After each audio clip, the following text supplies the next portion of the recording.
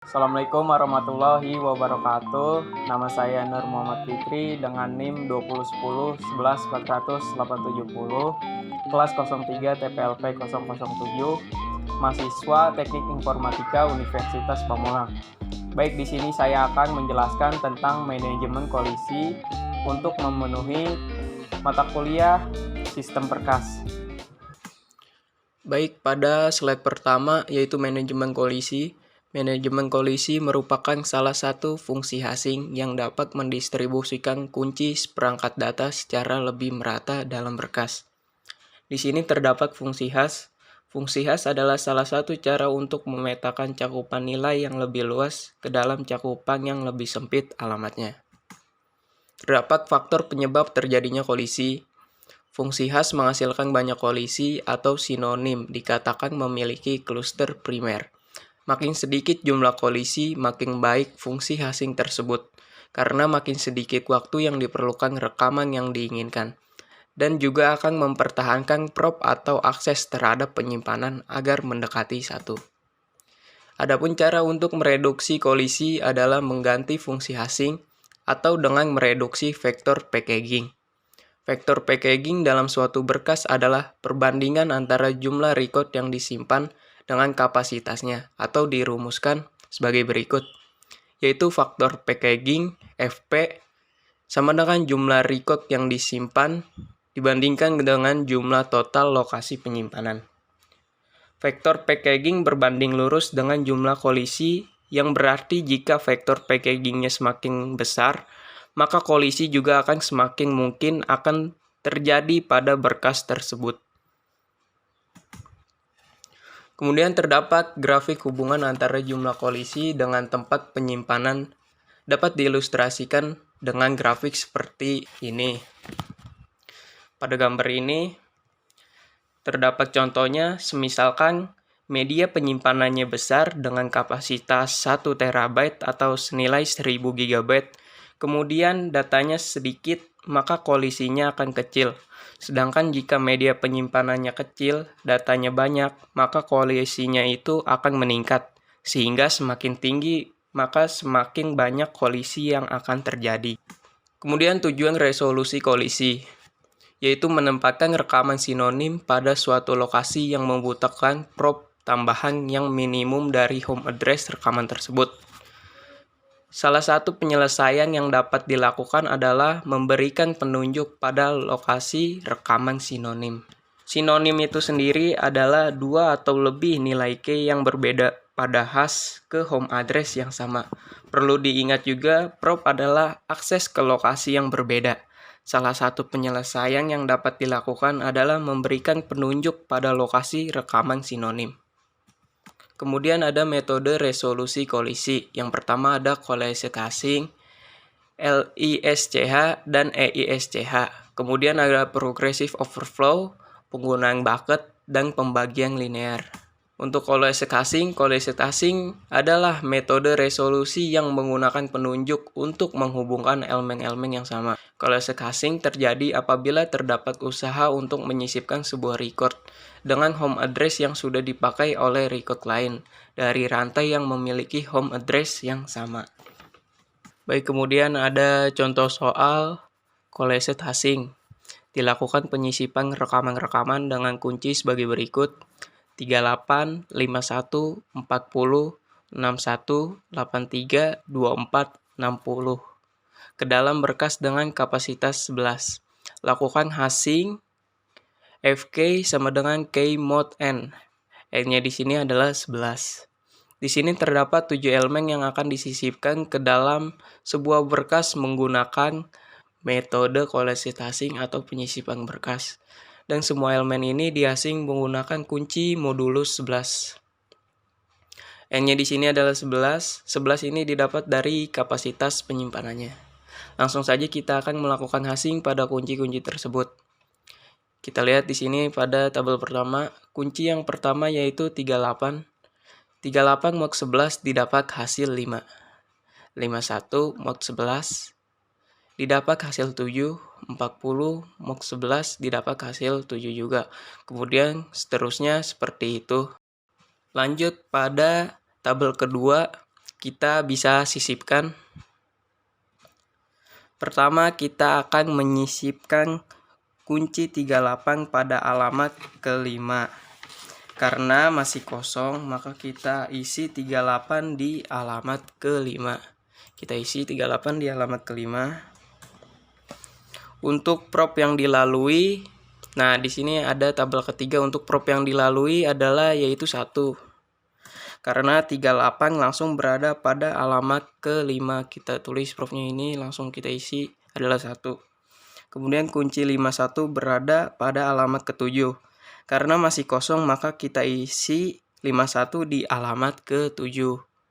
Kita bisa isi 51 di alamat ke-7. Karena langsung, maka prop yang dilaluinya adalah 1. Karena langsung berada pada alamat ke-7.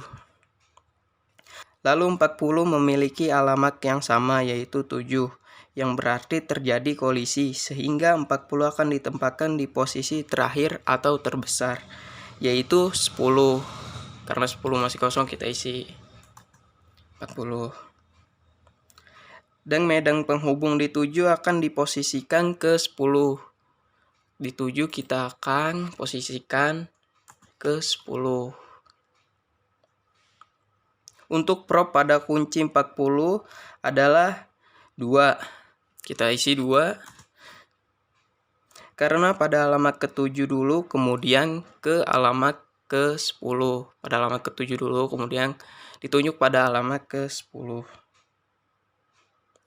Kemudian 61 berada pada alamat ke-6. Karena masih kosong, kita isi 61 di alamat ke-6.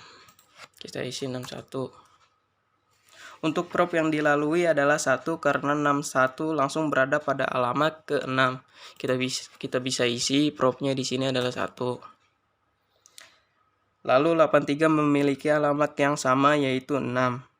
Yang berarti terjadi kolisi, sehingga 83 akan ditempatkan di posisi terbesar atau terakhir yang masih kosong. Kita lihat di sini terbesar yang masih kosong yaitu di alamat ke-9. Kita bisa isi 83 di alamat ke-9. Dan medan penghubung di 6 akan diposisikan ke 9. Untuk prop pada kunci 83 adalah 2, karena pada alamat ke-6 dulu, kemudian ke 9. Kita isi 2, karena pada alamat ke-6 dulu, kemudian kita tunjuk pada alamat ke-9. Kemudian kunci 24 berada pada alamat kedua. Karena masih kosong, maka kita akan isi di alamat kedua. 24 kita isi di alamat kedua.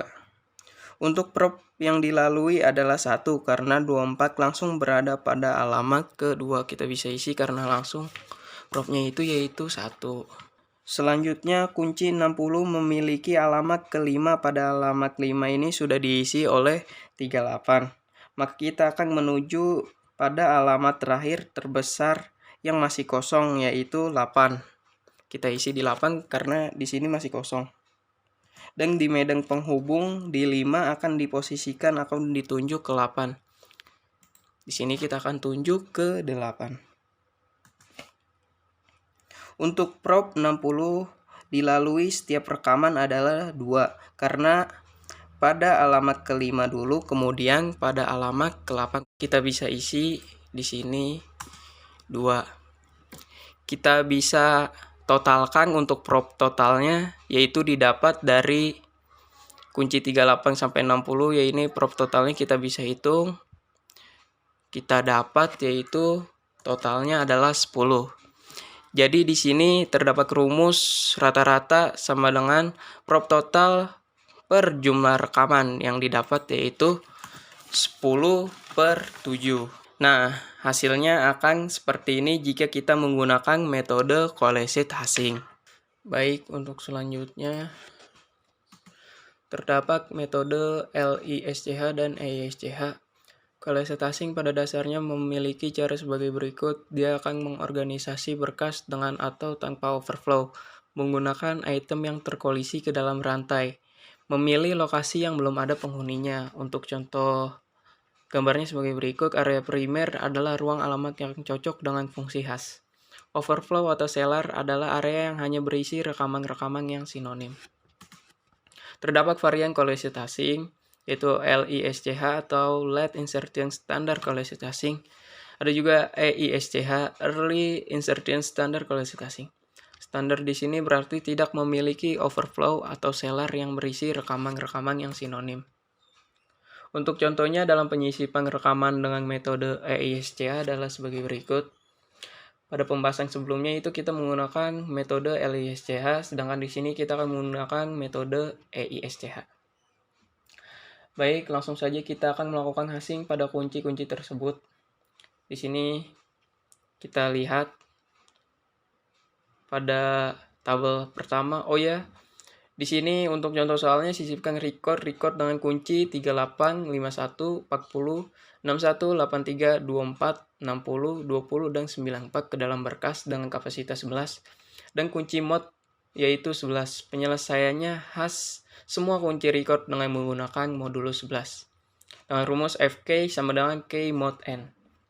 Baik, langsung saja kita akan melakukan hashing pada kunci-kunci tersebut. Kita lihat di sini pada tabel pertama, yaitu kunci yang pertama 38 mod 11 didapatkan hasil 5, 51 mod 11 didapatkan hasil 7, 40 mod 11 didapatkan hasil 7, 61 mod 11 didapatkan hasil 6. Begitupun seterusnya sampai dengan 94 mod 11 didapatkan hasil 6. Kemudian kita akan menyisipkan, kita bisa lihat pada tabel kedua. Yang pertama 38 berada pada indeks kelima, maka kita sisipkan langsung pada indeks kelima. Kita sisipkan pada indeks kelima 38. Nah, untuk propnya kita bisa lihat pada tabel ketiga, kita bisa isi propnya. Untuk prop yang dilalui adalah 1 karena langsung menuju pada indeks kelima. Kita isi di sini propnya 1. Kemudian yang kedua ada kunci 51. Berada pada indeks ke-7. Maka kita sisipkan langsung pada indeks ke-7. 51 kita sisipkan pada indeks ke-7. Dan untuk prop yang dilalui 1 karena langsung menuju pada indeks ke-7. Untuk propnya kita isi di sini 1. Kemudian kunci 40 berada pada indeks ke-7. Karena sudah diisi oleh rekaman 51, maka penunjuknya kita menunjuk pada indeks terbesar atau terakhir, yaitu di sini kita lihat yaitu 10 yang masih kosong. Maka penunjuknya kita tulis 10. Kita isi dulu 10 di sini. Dan pada indeks ke-7 ini penunjuknya kita tulis ke 10. Nah, untuk kunci 40 prop yang dilalui adalah 2 karena menuju pada indeks ke-7 dulu, kemudian pada indeks ke-10. Pada indeks ke-7 dulu, kemudian penunjuk pada indeks ke-10 kita isi. Di sini propnya didapat 2. Kemudian kunci 61. Kunci 61 berada pada indeks ke-6. Kita tulis di sini pada indeks ke-6, 61. Maka kita sisipkan pada indeks ke-6. Nah, untuk prop yang dilalui adalah 1 karena langsung menuju pada indeks ke-6. Kita isi di sini propnya 1. Kemudian kunci 83. 83 berada pada indeks 6. Karena sudah diisi oleh rekaman 61 di indeks 6, maka kita akan menunjuk pada indeks paling akhir yang masih kosong, yaitu 9. Kita isi 83. Pada saat sudah kita isi 83 pada indeks yang masih kosong yaitu 9.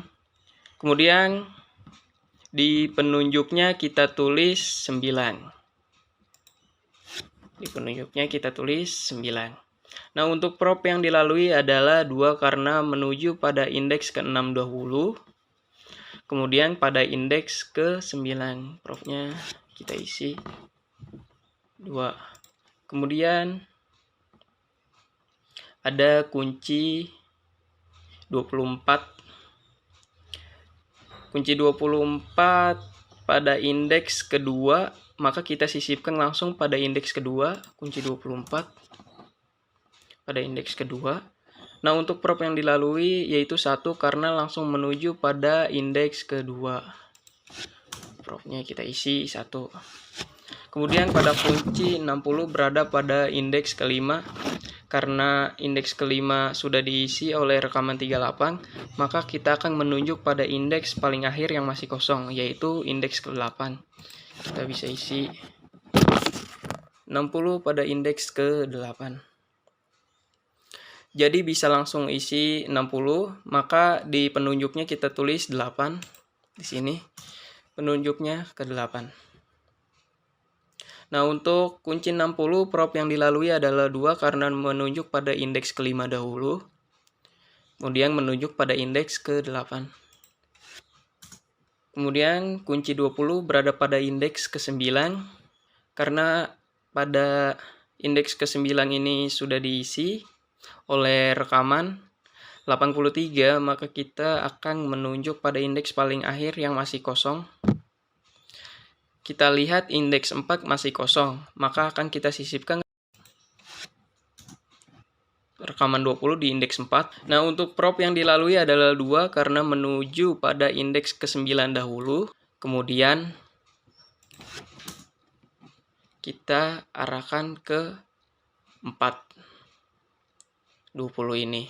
Jadi propnya yang didapat adalah 2. Kemudian kunci 94 berada pada indeks ke-6. 94 berada pada indeks ke-6 karena sudah terisi di indeks ke-6 ini oleh rekaman 61 dan pada penunjuknya dilihat menuju pada indeks ke-9 sini, dan kita lihat indeks ke-9 sudah diisi oleh 83. Di penunjuknya menunjukkan ke indeks ke-4. Nah, di indeks ke-4 ini telah diisi juga oleh 20. Pada rekaman 20 tidak menunjuk pada indeks manapun. Nah, maka kita akan sisipkan ke indeks 3. Kita sisipkan 94 ke indeks 3 yang masih kosong. Nah, pada penunjuknya kita akan masukkan indeks 3 untuk menyisipkan rekaman 94. Kita sisipkan ketiga penunjuknya. Maka prop yang dilalui adalah 2. Propnya yang didapat adalah 2. Didapat jumlah semua propnya, kita total semuanya propnya ini. Didapat hasil yaitu 14. Yaitu sama dengan prop rata-rata sama dengan prop total per jumlah rekaman. Didapat yaitu 14/9. Nah, itulah hasilnya. Coba kita lihat jika kita menggunakan metode EISCH. Baik, untuk selanjutnya. Untuk metode selanjutnya adalah progressive overflow. Jika menggunakan kolase casing, terdapat kerugiannya yaitu diperlukan penyimpanan tambahan untuk medan penghubung. Bila penyimpanan tambahan tidak tersedia, maka penghubung yang sifatnya fisik tidak dapat disediakan. Solusinya menggunakan overflow yang progresif atau probing secara linear. Probing secara linear sama dengan menggunakan berkas sekuensial. Namun pada berkas sekuensial dicari alamat probingnya dari pertama. Kalau probing secara linear dicari dari home address dari fungsi khasnya. Untuk contohnya dalam penyisipan rekaman dengan metode progressive overflow adalah sebagai berikut. Di sini masih menggunakan contoh yang sama menggunakan kunci modulus 11. Terdapat di sini kita lihat pada tabel ke-1 masih sama contohnya menggunakan kunci modulus 11. Yang dimana 38 mod 11 didapat hasilnya 5, begitu pun seterusnya sampai dengan 94 mod 11 didapatkan hasilnya itu 6.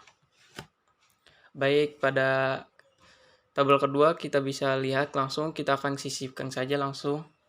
Yang pertama, record 38 berada pada alamat kelima, maka kita sisipkan pada indeks kelima. Nah, untuk mencari propnya kita lihat di sini pada tabel ketiga. Karena dia langsung tidak melewati 38 itu, maka prop yang didapat adalah 1.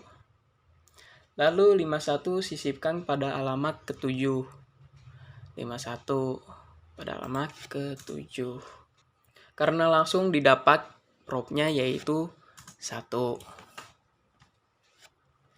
Kemudian kunci 40 karena sudah diisi oleh rekaman 51, 7, maka kita akan tempatkan di posisi setelah 51 di alamat ke-8. 40 kita tempatkan di alamat ke-8 setelah 51. Nah, untuk mencari propnya berarti dari posisi ke-7 baru ke posisi 8. Berarti terdapat 2 prop. Kita tulis 2 prop. Kemudian kunci 61 bisa kita tempatkan di posisi 6 karena dia masih kosong. Karena langsung kita bisa dapatkan propnya itu 1. Nah, kemudian untuk 83 bisa kita tempatkan di alamat yang masih kosong setelah home address 6, sehingga akan ditempatkan di alamat ke-9 karena 9 masih kosong.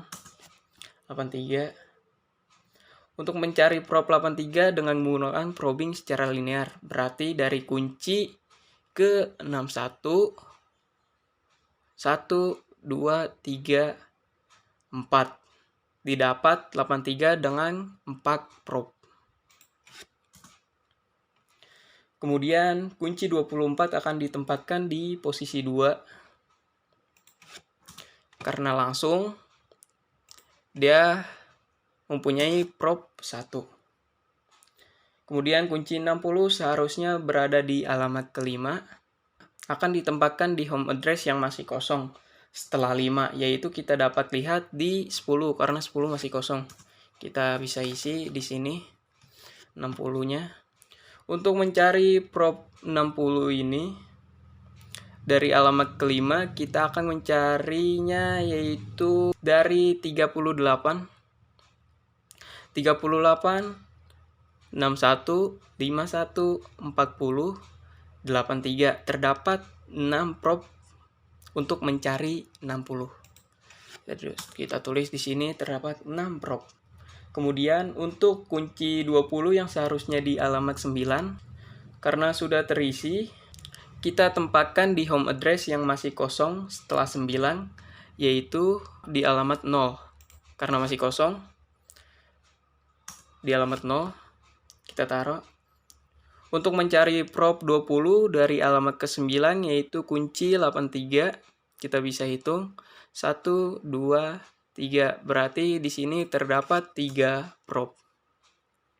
Dan untuk 94 karena di alamat 6 sudah terisi oleh 61, maka kita akan tempatkan di alamat ke-1 karena di alamat ke-1 ini masih kosong. 94 tempatkan di alamat ke-1. Untuk mencari 94 dari alamat 6 yaitu kunci ke-61. Untuk mencari propnya dari sini kita hitung 1, 2, 3, 4, 5, 6, 7. Didapatkan propnya 7.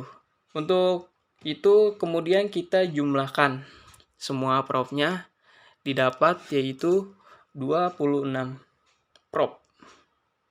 Sehingga prop rata-rata sama dengan prop total per jumlah rekaman sama dengan yaitu 26/9. Dan itulah hasil bila menggunakan metode progressive overflow. Baik, untuk slide selanjutnya yaitu terdapat metode penggunaan bucket.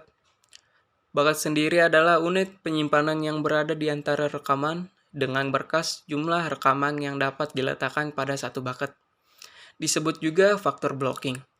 Jika faktor blocking meningkat, jumlah akses terhadap penyimpanan akan mengecil karena beberapa rekaman yang akan berkolisi dapat disimpan dalam satu alamat yang sama. Dalam penggunaan bucket ini, bedanya dari sebelumnya adalah yang sebelumnya hanya ditempati oleh satu rekaman saja. Dan sedangkan pada penggunaan bucket dapat lebih menempatkan dari satu rekaman yang dinamakan bucket. Untuk contoh soalnya masih sama seperti sebelumnya. Di sini kita menggunakan 2 buah bucket sehingga bisa ditempatkan di rekaman sebelahnya. Kita menggunakan 2 buah bucket di sini. Baik, langsung saja untuk penyisipan rekamannya. Untuk yang pertama, 38 ditempatkan di alamat kelima. Untuk propnya bisa lihat di tabel ketiga ini. Untuk mendapatkan prop dari kunci 38, yaitu 1, karena dia itu langsung 51 ditempatkan di alamat ke-7. 51 kita tempatkan di alamat ke-7. Untuk kunci dari 51 didapatkan propnya 1, karena dia juga langsung 40 berkoalisi dengan 7. Di sini kita menggunakan 2 buah bucket, sehingga 40 bisa ditempatkan pada alamat ke-7 juga di kunci 2. Sini 40 pada kunci kedua kita tempatkan. 61 ditempatkan di alamat ke-6. 61. Untuk propnya didapat 61 yaitu 1. 1 propnya didapat. 83 masih bisa ditempatkan di alamat ke-6. 83 kita tempatkan di alamat ke-6 kunci kedua. Untuk propnya kita dapat 1. Kemudian 24 ditempatkan di alamat ke-2. 24 bisa langsung kita temukan karena langsung menuju pada alamat kedua ditemukan propnya yaitu 1. Kemudian 60 ditempatkan di alamat ke-5, kunci kedua. Untuk prop 60 bisa kita temukan di alamat 5, yaitu propnya adalah 1. Kemudian kunci 20 ditempatkan di alamat ke-9. 20 bisa kita temukan propnya di alamat 9 karena langsung didapat propnya itu yaitu 1. Kemudian 94 ditempatkan seharusnya di alamat ke-6 karena sudah penuh terisi. Di bucket pertama dan bucket keduanya sudah penuh terisi. Kita isi di blok yang masih kosong setelah home address, yaitu di alamat ke-8. 8 ini masih kosong, kunci ke-1. Untuk prop 94 berada pada home address 6 seharusnya. Kemudian di home address 8 kita dapat mencari propnya menggunakan probing secara linear.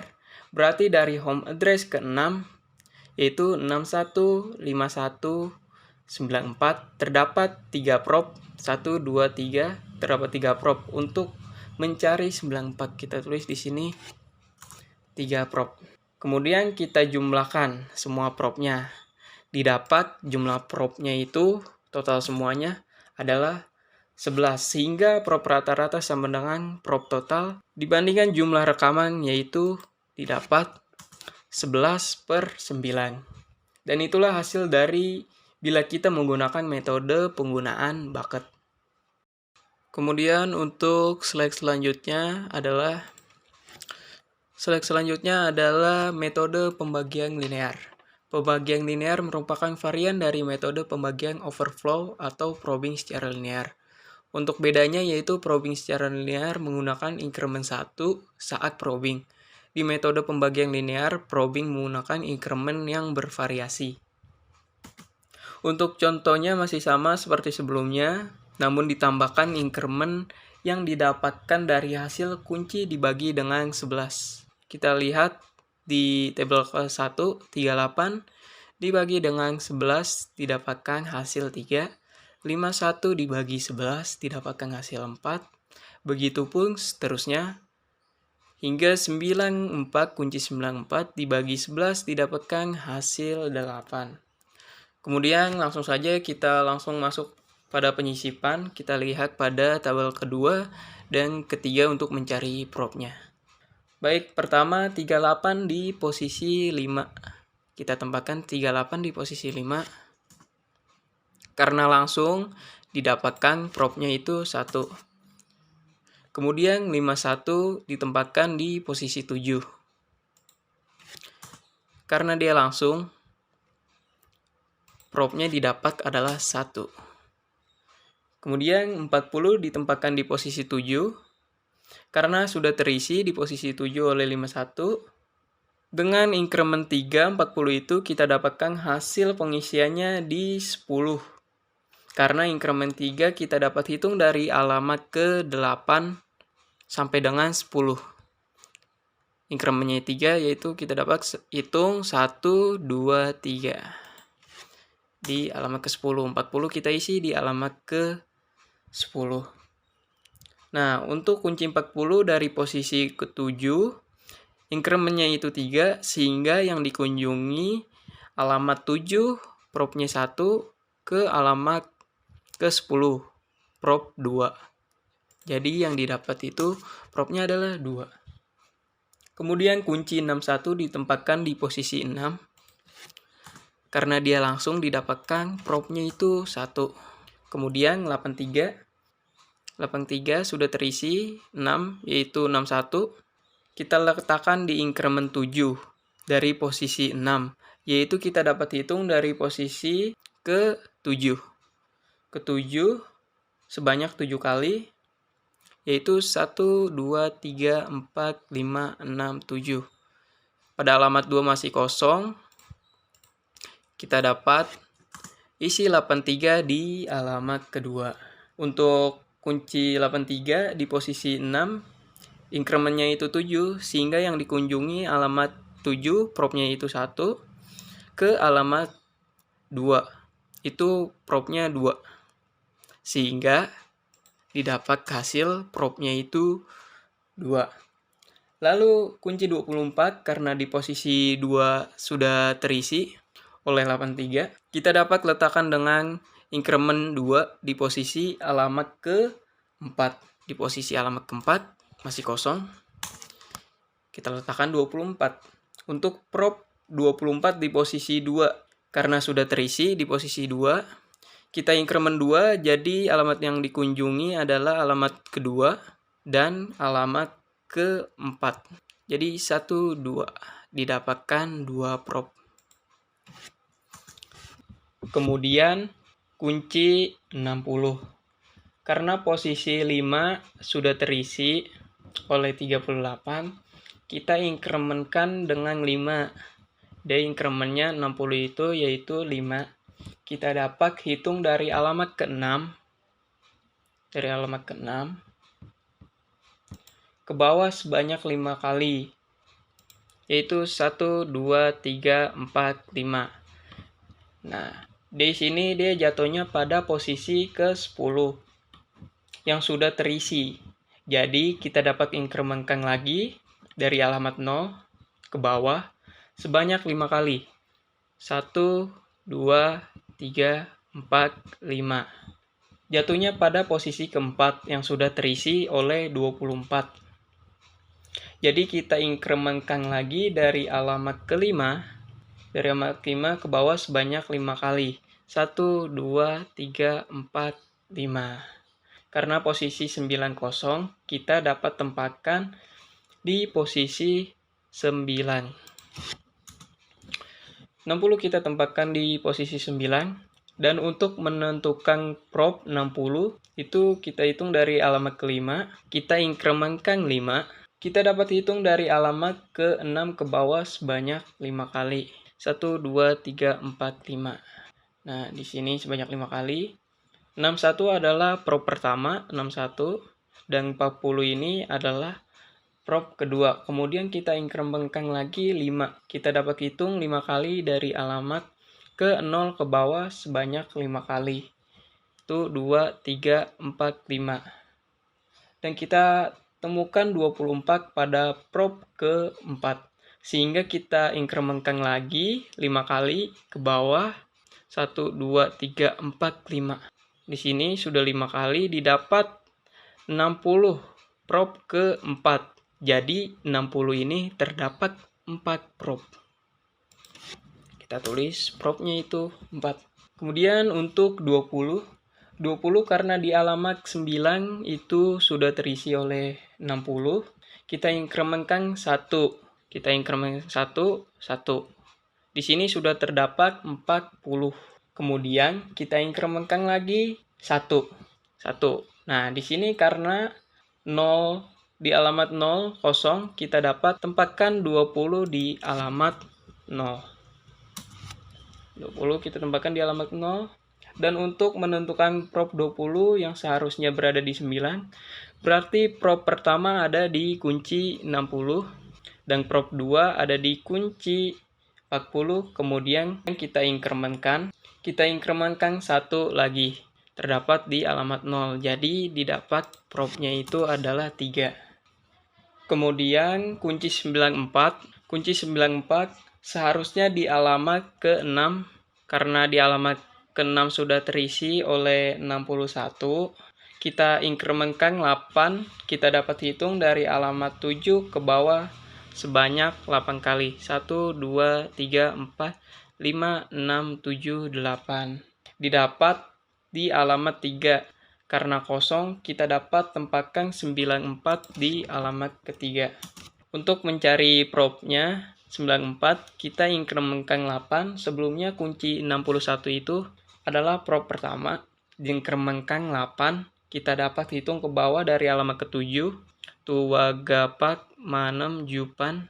Didapat alamat ketiga 94, jadi propnya itu adalah 2. Kemudian kita jumlahkan total seluruh propnya, yaitu didapat adalah 18. Jadi prop rata-rata sama dengan prop total dibandingkan jumlah rekaman, yaitu 18/9.